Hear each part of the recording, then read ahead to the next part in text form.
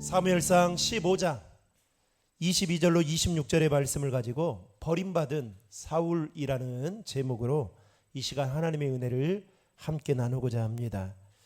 올해 나온 영화 중에 저는 보지는 않았지만요, 영화배우 강동원 씨와 송강호 씨가 출연한 브로커라는 영화가 나왔습니다. 이 영화는 아이를 키울 수 없어서 베이비 박스에 두고 가는 그 뒷이야기를 엮은 영화로 화제를 모았던 영화이기도 하죠.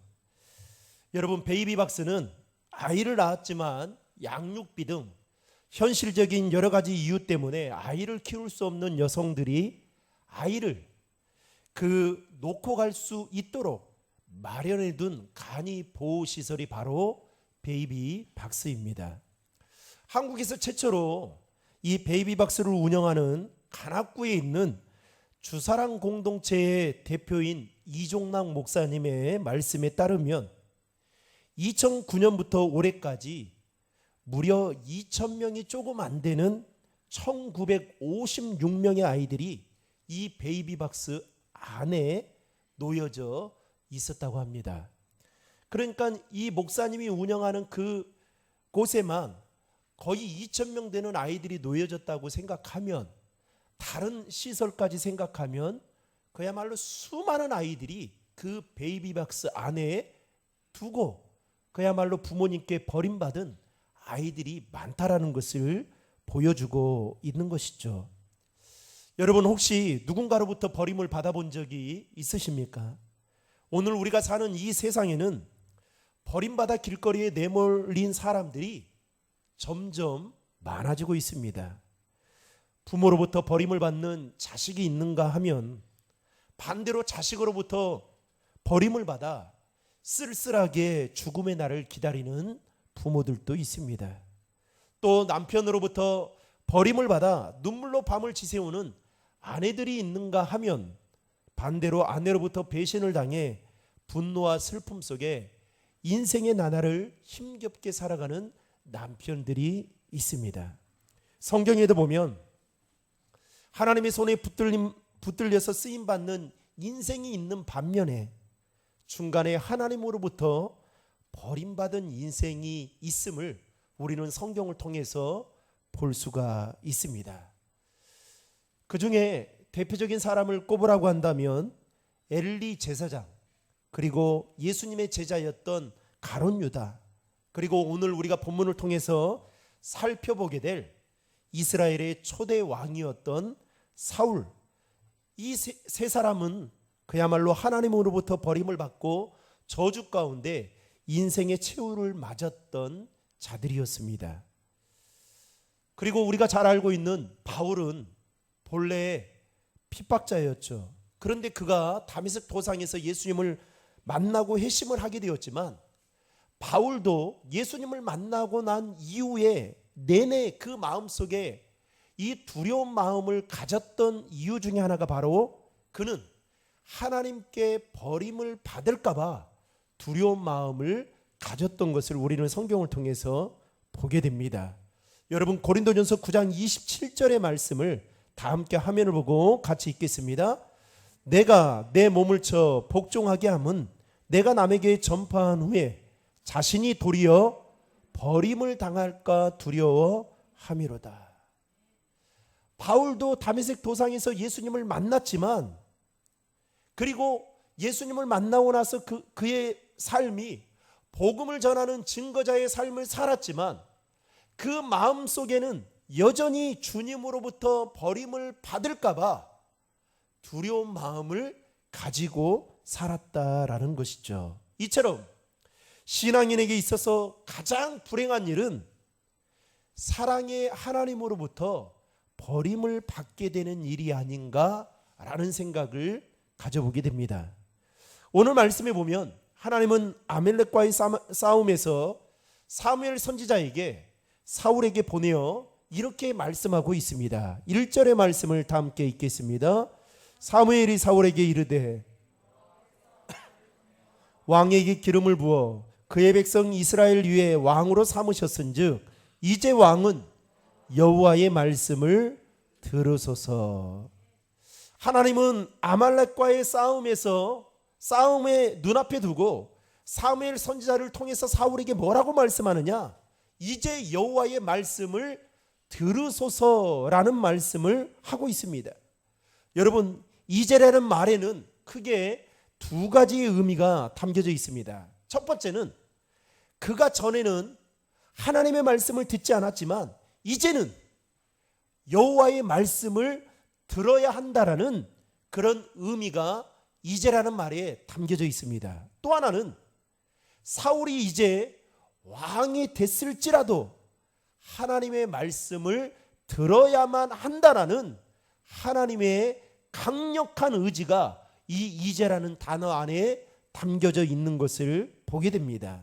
다시 말하면 사울이 이제는 절대 권력을 가진 이스라엘의 초대 왕일지라도 하나님의 말씀을 듣고 순종해야만 한다라는 그 의미를 가지고 하나님은 사무엘 선지자를 통해서 사울 왕에게 이제 여호와의 말씀을 들으소서라고 그렇게 권고하고 있는 것을 보게 됩니다. 그러면 여러분, 왜 지금 하나님은 사무엘 선지자를 통해서 사울에게 이와 같은 말씀을 하고 있는 걸까요? 한마디로 말하면 사울을 왕으로 세우신 분이 누구십니까? 하나님이시기 때문이었습니다. 그래서 1절 말씀을 다시 한번 보겠습니다. 1절 말씀 같이 읽겠습니다. 사무엘이 사울에게 이르되 여호와께서 나를 보내어 왕에게 기름을 부어 그의 백성 이스라엘 위에 왕으로 삼으셨은즉 이제 왕은 여호와의 말씀을 들으소서. 하나님이 사무엘 선지자를 통해서 사울에게 왕으로 기름 부었다 라고 분명하게 말하고 있습니다.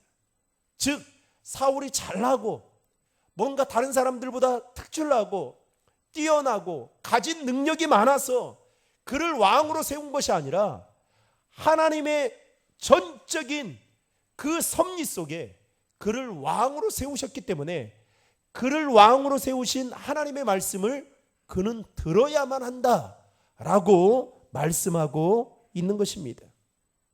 그런데 여러분, 문제는 하나님이 그를 기름 부어 왕으로 세우셨는데 사울은 그를 왕으로 세우신 하나님의 말씀을 듣지 않았다는 것입니다.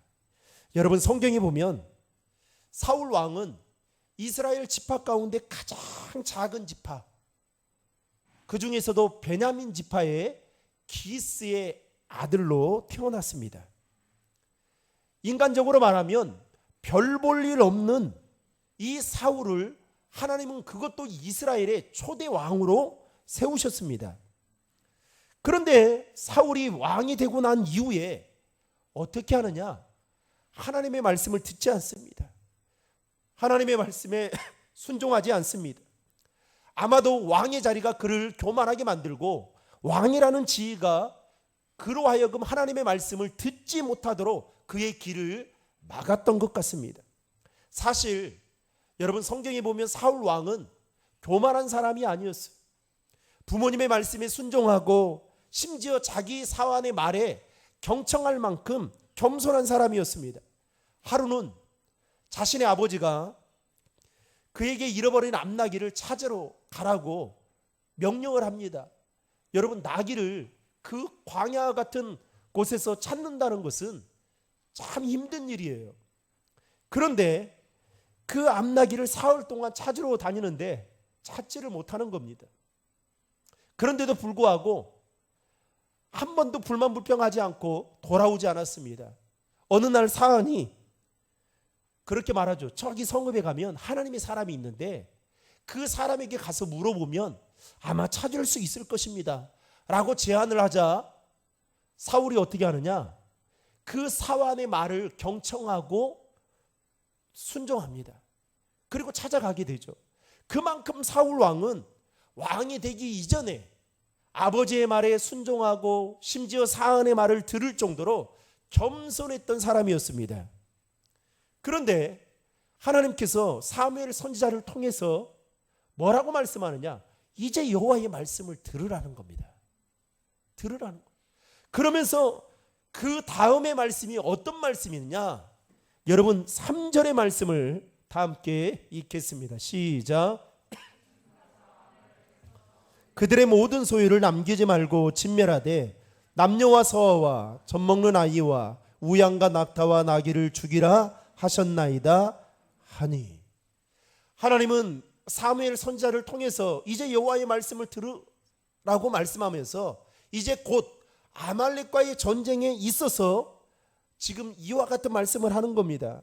즉 모든 소유를 남기지 말고 진멸하고 그리고 모든 것들을 죽이라라고 말씀하셨죠. 그런데 여러분, 사실 아말렉에 대한 이 말씀은 오늘 본문에서만 하고 있는 것이 아닙니다. 처음이 아니었습니다. 출애굽기 17장 14절에 보면 하나님은 모세에게도 이렇게 말씀합니다. 내가 아말렉을 없이하여 천하에서 기억도 못하게 하리라. 그리고 16절에 가서도 아말렉과 더불어 대대로 싸우리라. 하나님은 모세에게 이와 같은 말씀을 하셨습니다. 그렇다면 하나님께서 아말렉에게 이렇게 잔인한 명령을 내리시는 것은 무엇 때문이었느냐? 2절 말씀에 따르면 아말렉이 과거의 이스라엘에 행한 일 때문이었다라고 성경은 기록하고 있습니다. 2절의 말씀을 다 함께 읽겠습니다.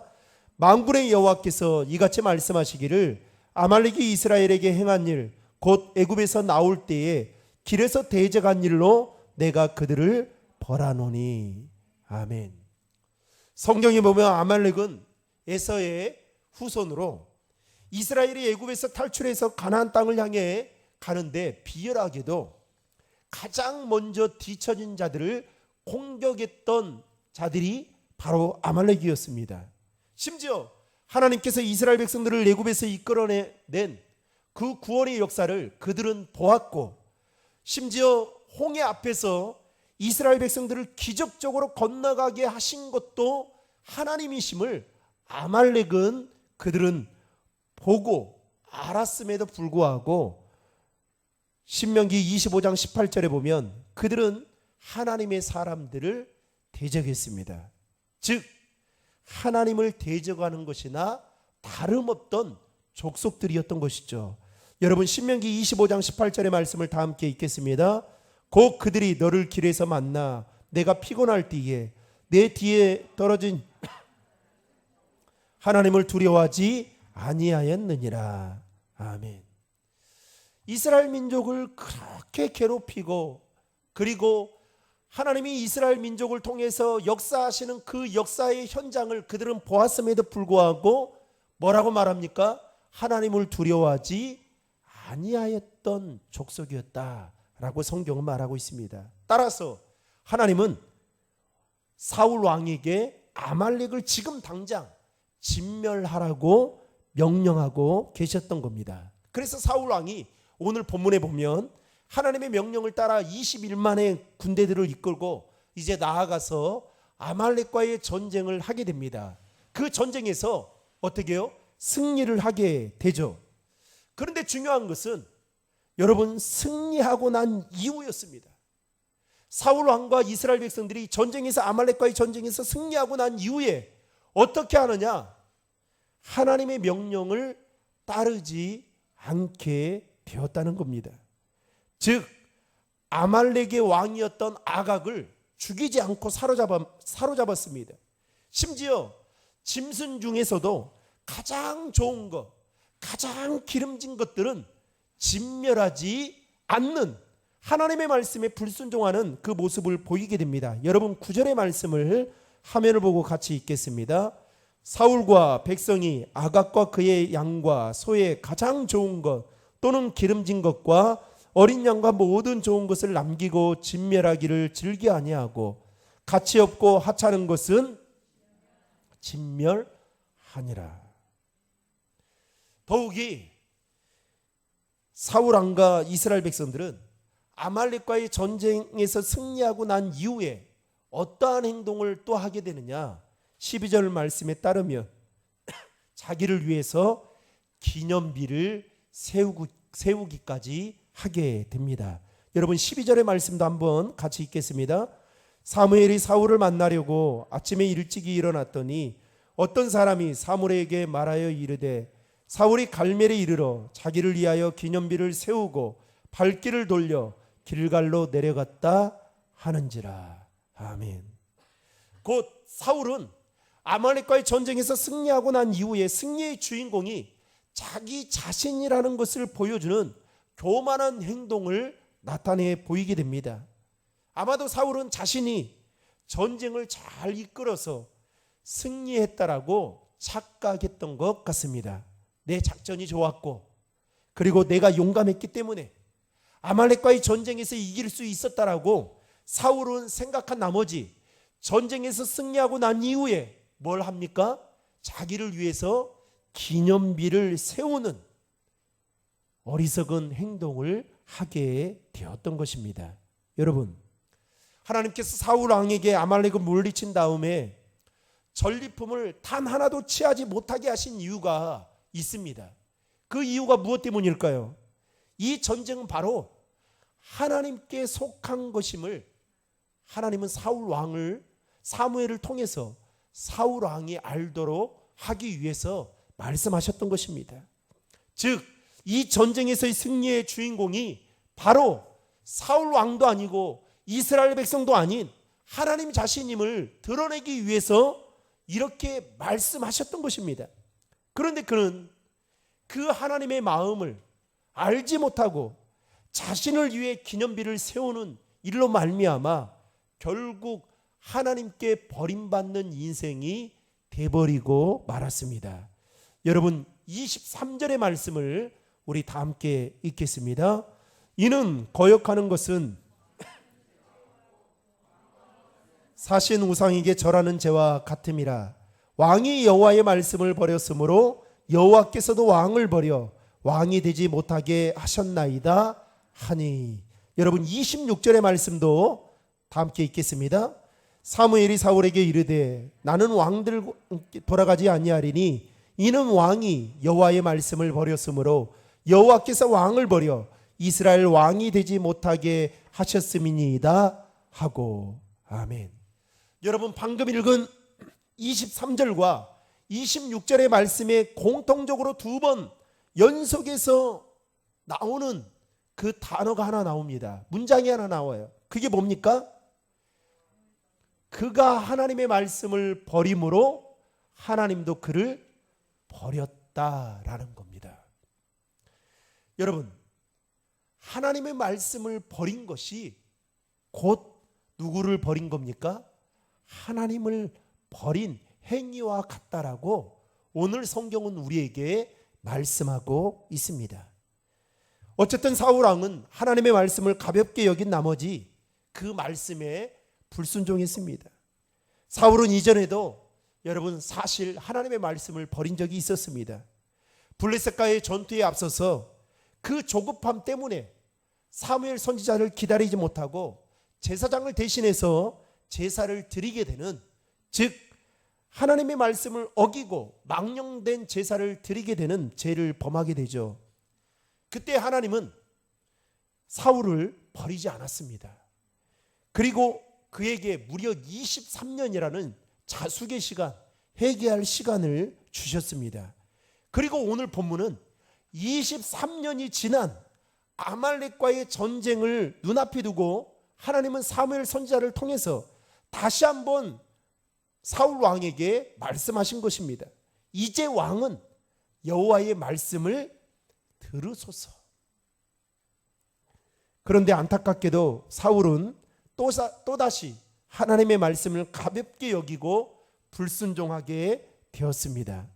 그러면 오늘 우리는 말씀을 통해서 왜 사울 왕이 하나님의 말씀을 버린 이유가 무엇 때문이었을까?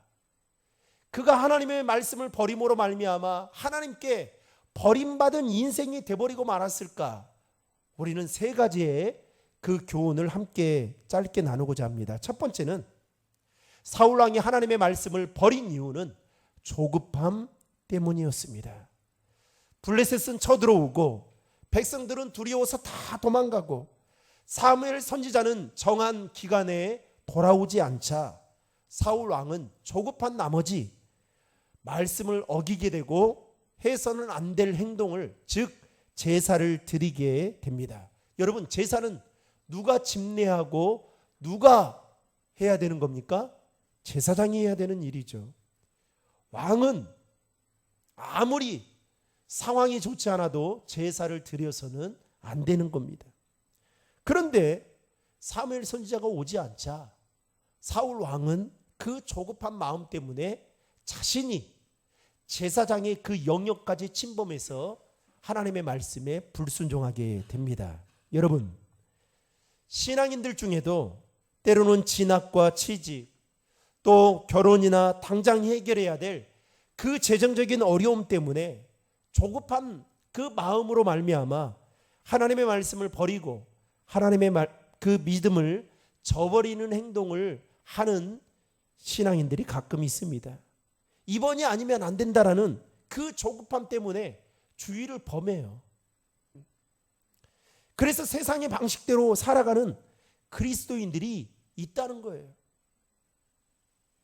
그런데 여러분, 명심하십시오.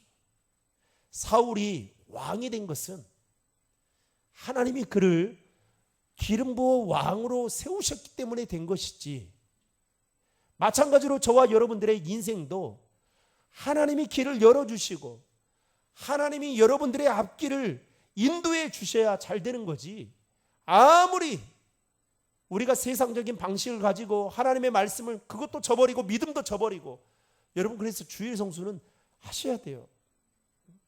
어떠한 일이 있어도. 그 조급함 때문에 청년들 보면 그 조급함 때문에 어떻게 해요? 주일날 시험도 보러 가고 또 주일을 범하고 어떻게든 그거 안 하면 안 된다라는 그 생각 때문에. 그런데 여러분, 그렇게 자격증을 따고 뭘 해도 잘 풀립니까? 아니에요. 하나님이 여러분 길을 열어주셔야 돼요. 저는 그것을 수도 없이 성도들을 통해서 보아왔습니다. 그래서 알아요. 두 번째는 사울 왕이 왜 하나님의 말씀을 버리게 되었느냐? 탐욕과 교만 때문이었습니다. 여러분 9절의 말씀을 다 함께 화면을 보고 읽겠습니다. 사울과 백성이 아각과 그의 양과 소의 가장 좋은 것 또는 기름진 것과 어린 양과 모든 좋은 것은 남기고 진멸하기를 즐겨 아니하고 가치 없고 하찮은 것은 진멸하니라. 지금 보십시오. 금방 읽은 말씀에 보면 지금 다 누구의 관점인 거예요? 사울 왕의 관점인 거예요. 자신의 눈에 좋은 것, 자신의 눈에 볼 때 기름진 것, 그것들은 남기고 가치 없고 하찮은 것은 뭐 했다라고요? 진멸했다라고 말하고 있습니다. 그런데 여러분, 사울이 얼마나 웃긴지 아세요?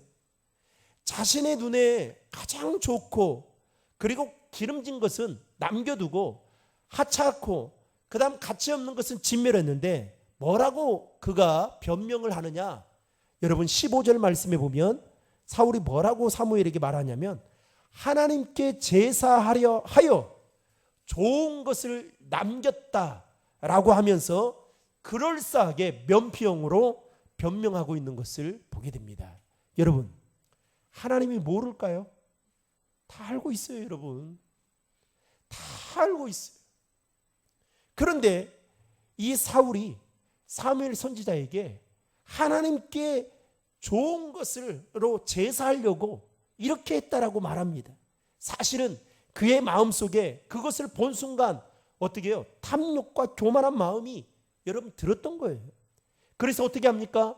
그 탐욕 때문에 좋은 것을 남겼던 거고, 그리고 하나님의 말씀을 버리게 된 거고, 심지어는 이 전쟁의 승리가 누구 때문이요? 자기 때문이라고 생각하고 자신을 위해서 기념비를 세우는 교만의 극치를 보이게 됩니다. 사랑하는 성도 여러분, 우리도 역시 우리 안에 탐욕과 교만한 마음이 드는 순간 하나님의 말씀과 정반대되는 길로 걸어갈 수 있다는 사실을 우리는 잊어서는 안 된다는 것이죠. 마지막 세 번째로 사울왕이 하나님의 말씀을 버린 이유는 하나님보다 사람을 두려워했기 때문이었습니다. 여러분 24절의 말씀을 다 함께 읽겠습니다. 사울이 사무엘에게 이르되 내가 범죄하였나이다. 내가 여호와의 명령과 당신의 말씀을 어긴 것은 내가 백성을 두려워하여 그들의 말을 청종하였음이니이다. 아멘. 그때서야 사울이 이 시를 짓고 고백하는 거예요. 여러분, 하나님을 경외하는 마음이 사라지면 그때부터 사람이 두려워지게 됩니다. 사람을 두려워하게 되면 하나님의 말씀을 버리게 되고요, 민심을 따라가게 됩니다. 여러분들의 직장을 인도하신 분이 누구십니까?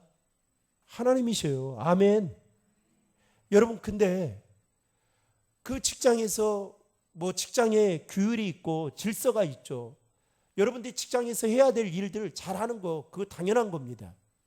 그런데 여러분, 내 직장의 진급, 내 직장의 승진이 다른 사람에게, 내 직장 동료에게 있다라고 생각하고 상사에게 있다라고 생각하고 그 눈치를 보게 되고 두려워하게 되면 그 순간부터 어떻게 되는지 아세요? 믿음을 저버리게 돼요. 2차, 3차 회식 자리에 가면 술 따라주면 먹게 돼요. 한 번 먹게 되면 여러분 그때부터 어떻게 되는지 아세요? 이제는 옆에 있는 사람도 교회는 다닌다고 하지만 교회 다녀도 다 먹더라. 왜 너는 유별나냐? 먹어라. 안 먹으면 그때부터 이제 구박하기 시작합니다. 그러면 직장 생활이 어떻게 해요? 편하겠습니까? 아니에요. 이번에 명절도 마찬가지예요. 여러분, 예수 믿는 사람은 성경은 분명하게 이야기하고 있죠. 제사를 드리는 것은 우상에게 절하는 것이다. 귀신을 숭배하는 것이다. 고린도전서에 말씀하고 있습니다. 우리는 명절이 되면 어떻게 해요? 예배는 드려야 되는 거죠. 그런데 예배 드릴 수 없는 환경이 있으면 마음속으로 기도하면 되는 거예요. 그런데 어떻게 해요? 사람을 두려워하게 되고 네가 장남이지 않냐, 장손이지 않냐, 이것 때문에 그러면 나중에 어떻게 해요? 평생 여러분 거기서 벗어날 수 없어요. 저도 목회를 하면서 제가 지금까지도 싸우고 있는 것 중에 하나가 뭐냐면 하나님을 더 크게 바라보느냐, 성도를 더 크게 바라보느냐입니다.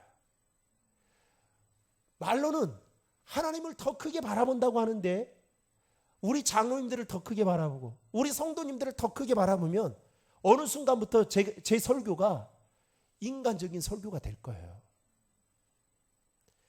여러분들의 입에, 여러분들의 귀에 좋은 소리만 하게 될 겁니다.